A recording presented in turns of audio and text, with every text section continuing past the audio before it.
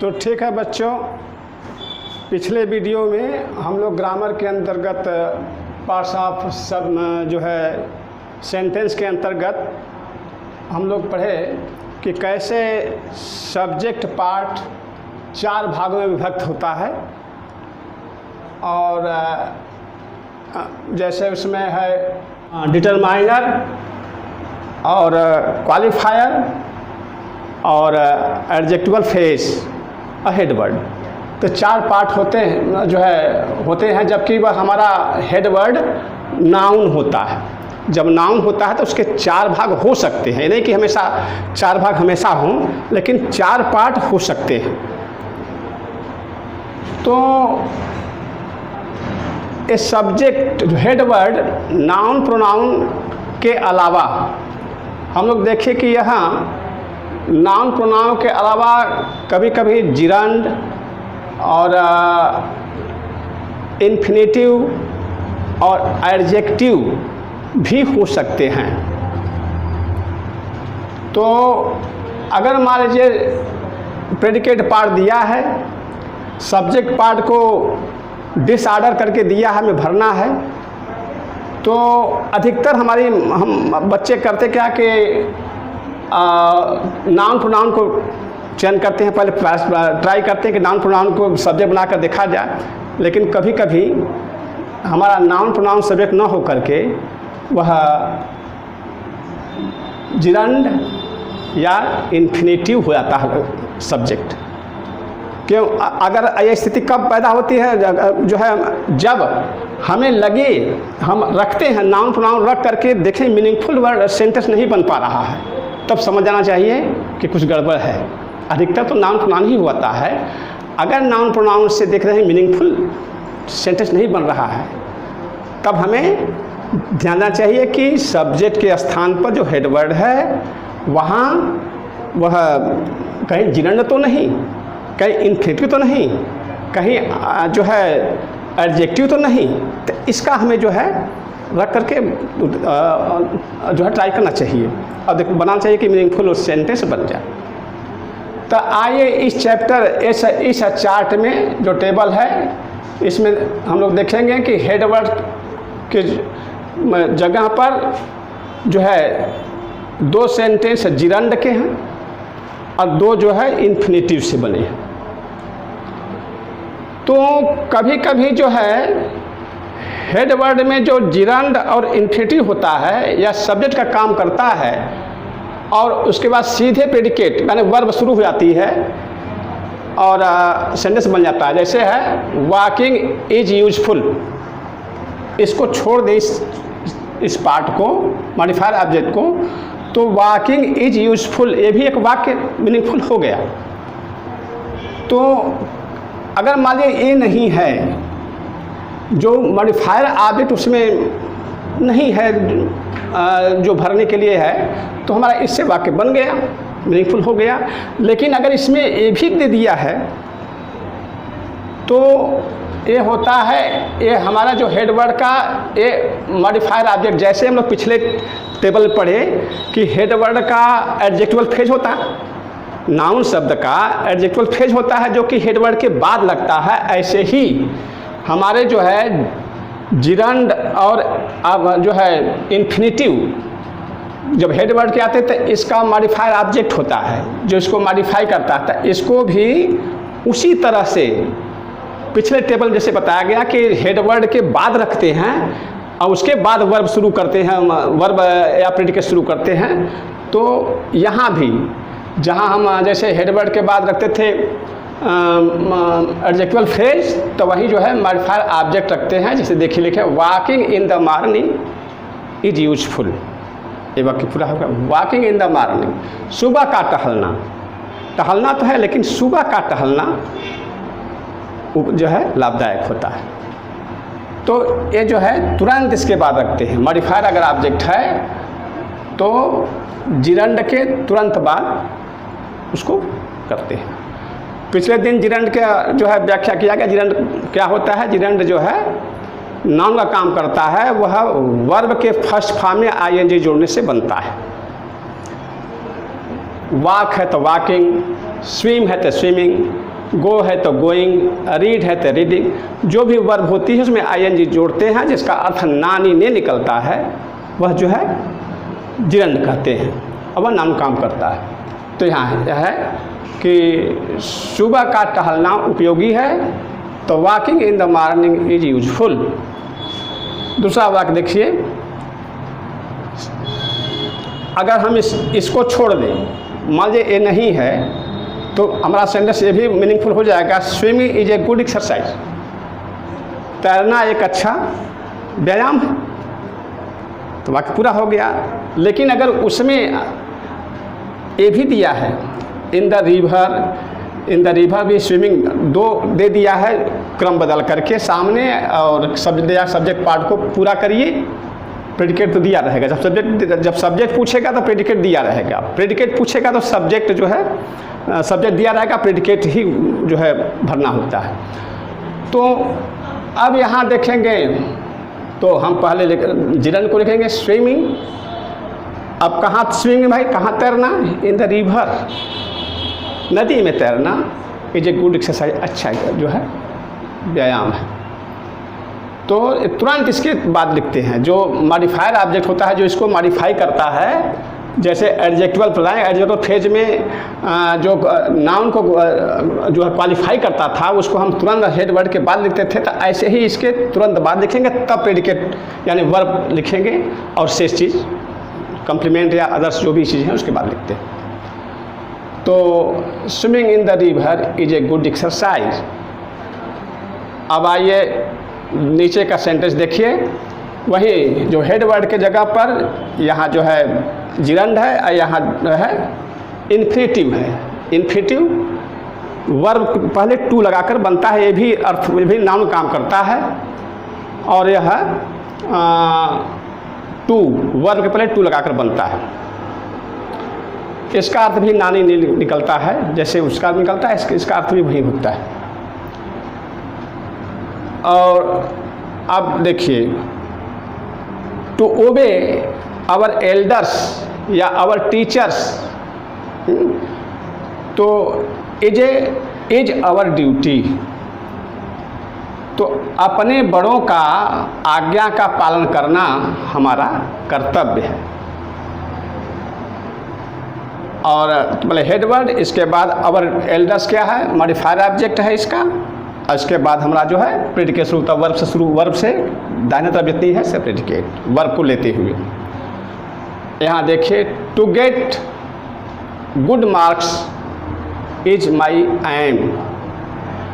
To get प्राप्त करना, ना आता है ना, प्राप्त करना, हासिल करना, क्या हासिल करना? Good marks. तो ये गुड मार्क्स क्या है? मॉडिफायर ऑब्जेक्ट है इसका, टू गेट का, प्राप्त करने का। इसको तुरंत लिखेंगे, उसके बाद हम जो है वर्ब से लिख करके और मॉडिफायर, ये तो लिखा रहता है, दिया रहेगा आपको, इतने भरना होता है, इसका क्रम से ही भरना होता है। तो to get good marks is my aim. अच्छा मार्क्स प्राप्त करना, अच्छे अंक प्राप्त करना हमारा उद्देश्य है ना। इस तरह से ये जो है ठीक। हाँ, तो बच्चों दूसरा टेबल आप लोगों के सामने प्रस्तुत है। इसमें देखेंगे कि जो है हेड जो सब्जेक्ट है,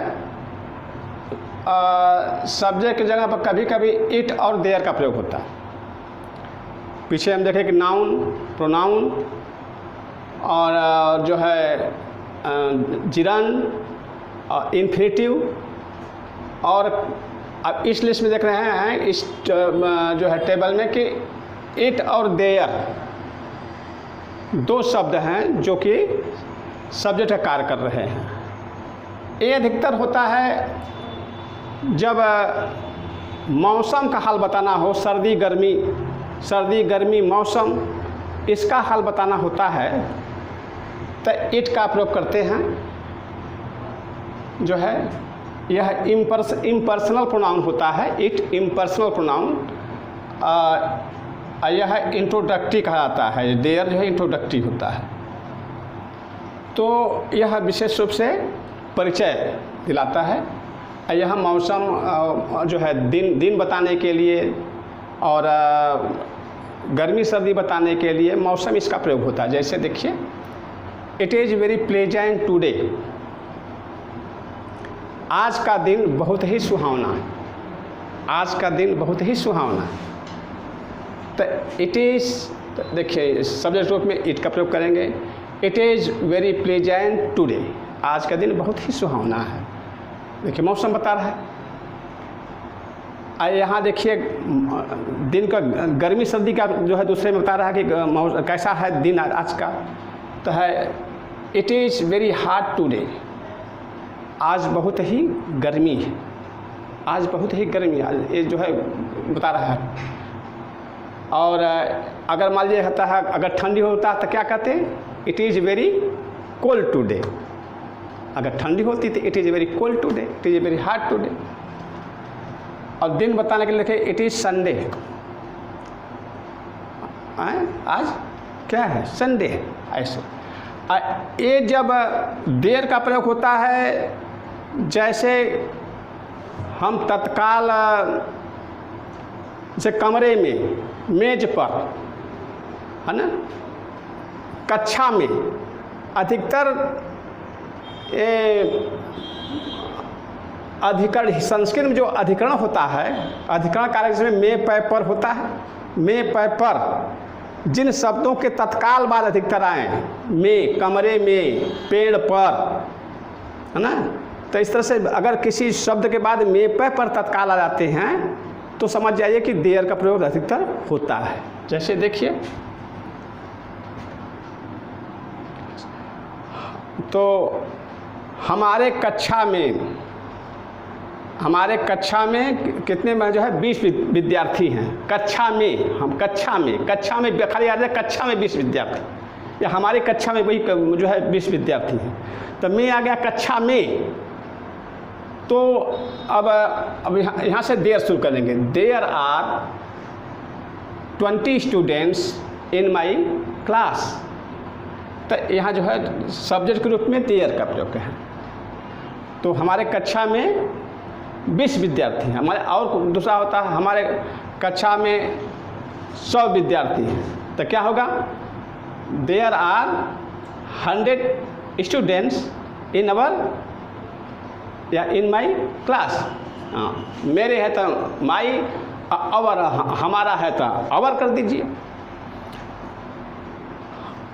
और तो इस तरह से कमरे में मान लीजिए है, कह दें ऐसे कि पेड़ पर पक्षियाँ हैं। क्या बोलिए भाई, पेड़ पर पक्षियाँ हैं, तो there are birds on the tree,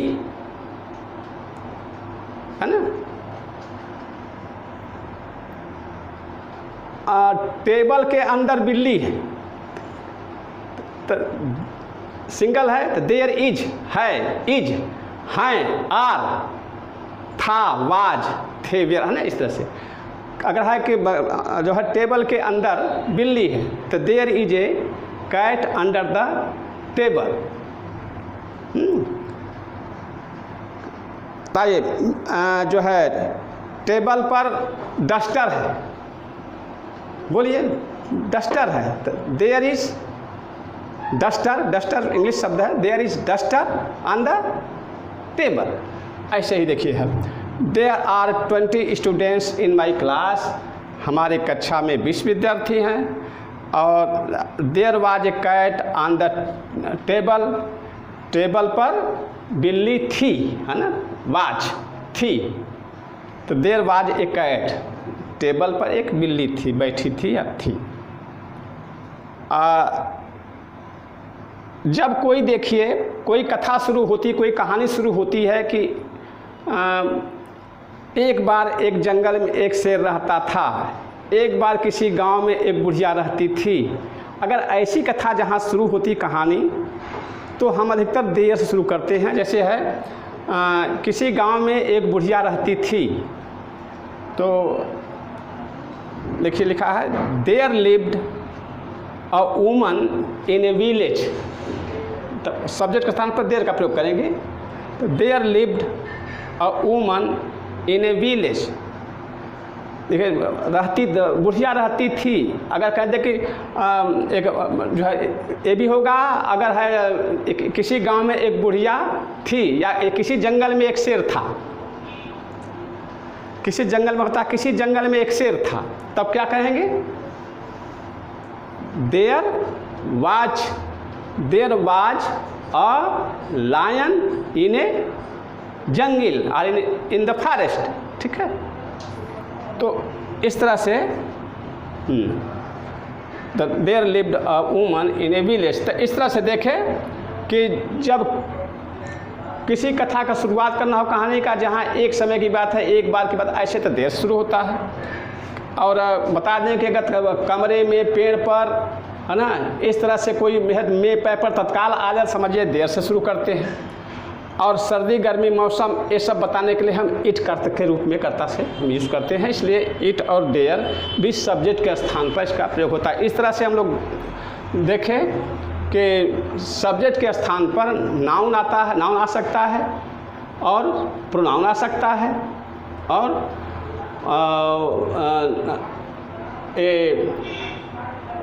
gerund आ सकता है, इन्फिनिटिव हो सकता है,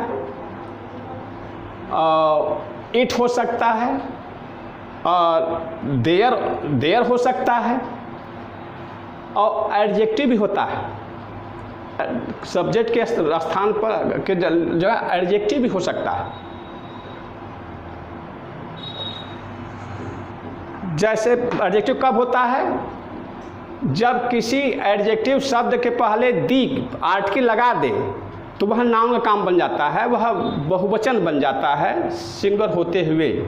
जैसे देखिए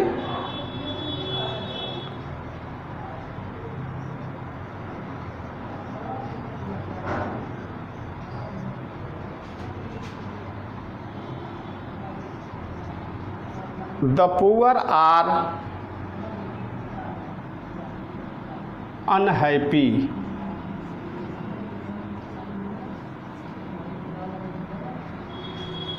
तो देखिए ये सब्जेक्ट, जो सब्जेक्ट के स्थान पर द पुअर सब जानते हैं ना,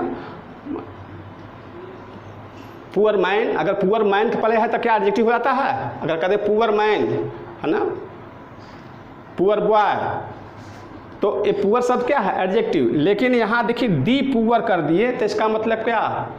गरीब लोग। ये क्या हो गया?